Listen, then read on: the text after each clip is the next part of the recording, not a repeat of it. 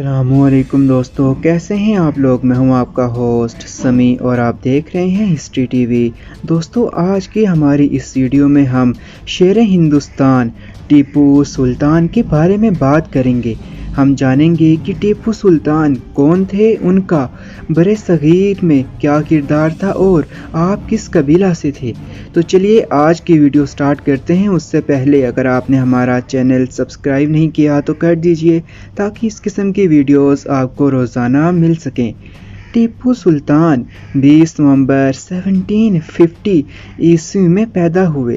ٹیپو سلطان شیر میسور سلطان حیدر علی کے سب سے بڑے فرزند، ہندوستان کے اصلاح و حریت پسند حکمران، بین المذاہب ہم آہنگی کے زندہ و جاوید مثال، تغرق ایک فوجی راکٹ کے موجد تھے۔ ٹیپو سلطان 20 نومبر 1750 عیسوی کو دیونہالی میں پیدا ہوئے۔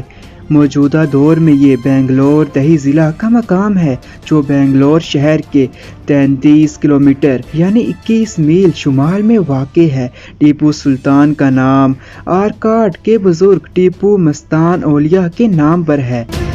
انہیں اپنے دادا فتح محمد نام کی مناسبت سے فتح علی بھی کہا جاتا ہے۔ حیدر علی نے ٹیپو سلطان کی تعلیم پر خاص توجہ دی اور فوج اور سیاسی امور میں اسے نوعمری میں ہی شامل کیا۔ 17 سال کی عمر میں ٹیپو سلطان کو اہم سفارتی اور فوجی امور پر آزادانہ اختیار دے دیا۔ انہیں اپنے والد حیدر علی، جو جنوبی بھارت کے سب سے طاقتور حکمران کے طور پر ابھرے، کا دایاں ہاتھ سمجھا جاتا ہے۔ ٹیپو سلطان کا پورا نام فتح علی ٹیپو تھا۔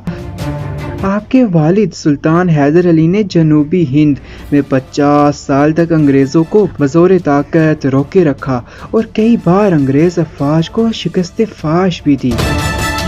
ٹیپو سلطان کا ایک قول بہت مشہور ہے کہ شیر کی ایک دن کی زندگی گیدڑ کی 100 سالہ زندگی سے بہتر ہے۔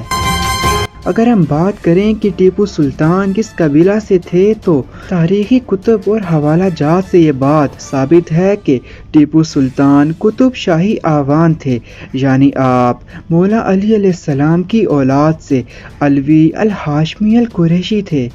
ان کی اولاد آج بھی اپنے نام کے ساتھ لقب صاحبزادہ کے ساتھ علوی اور سید لکھتی ہے، جو ہمارے اس قول کی عکاسی کرتا ہے۔ آپ نے برطانوی سامراج کے خلاف ایک مضبوط مزاحمت فراہم کی اور برِ صغیر کے لوگوں کو غیر ملکی تسلط سے آزاد کرنے کے لیے سنجیدہ اور عملی اقدامات کیے۔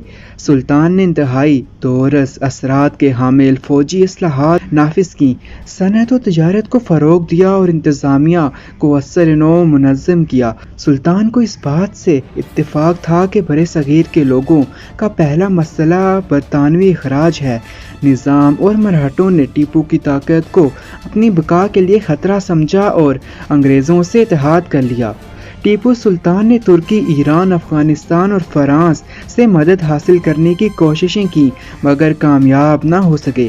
میسور کی آخری جنگ کے دوران جب سراغا پٹنم کی شکست یقینی ہو چکی تھی تو ٹیپو نے محاصرہ کرنے والے انگریزوں کے خلاف بھرپور مزاحمت کی اور قلعے کو بند کروا دیا، لیکن غدار ساتھیوں نے دشمن کے لیے قلعے کا دروازہ کھول دیا اور قلعہ کے میدان میں زبردست جنگ چھڑ گئی۔ بارود کے ذخیرے میں آگ لگ جانے کے باعث مزاحمت کمزور ہو گئی۔ اس موقع پر فرانسیسی افسر نے ٹیپو کو چترا درگاہ بھاگ جانے اور اپنی جان بچانے کا مشورہ دیا، مگر ٹیپو راضی نہ ہوئے اور 4 مئی 1799 عیسوی کو میدان جنگ میں دشمنوں سے لڑتے ہوئے شہید ہو گئے۔ ہر جنگ میں اپنی افواج کے شانہ بشانہ رہنے والے ٹیپو سلطان اپنے زمانہ کے تمام فنون سپہ گری سے واقف تھے۔ اپنی افواج کو پیادہ فوج کے بجائے سواروں اور توپ خانوں کی شکل میں منظم کرتے تھے۔ اسلحہ سازی، فوجی نظم و نسق اور فوجی اصلاحات میں تاریخ ساز کام کیا۔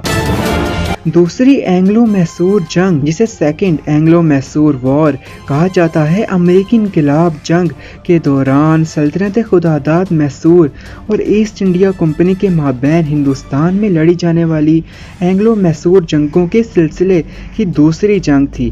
اس وقت مملکت فرانس मैसूर की अहम इत्तेहादी थी। तीसरी एंग्लो मैसूर जंग सल्तनत खुदादाद मैसूर और ईस्ट इंडिया कंपनी और इसके इत्तेहादियों मराठा सल्तनत और निज़ाम ऑफ हैदराबाद के माबैन हिंदुस्तान में लड़ी जाने वाली एंग्लो मैसूर जंगों के सिलसिले की तीसरी जंग थी। इसी तरह मैसूर की चौथी जंग जो सरांगापट्टनम में लड़ी गई, जिसमें सुल्तान ने कई रोज किला बंद होकर मुकाबला किया, मगर सुल्तान की फौज के दो गद्दारों में सादिक और योरनिया ने अंदरूनी खाना अंग्रेजों से साजबाज कर ली थी। मीर सादक ने अंग्रेजों को सरांगापट्टनम के किले का नक्शा फराहम किया और योरनिया अपने दस्तों को तनख्वाह देने के बहाने पीछे ले गया।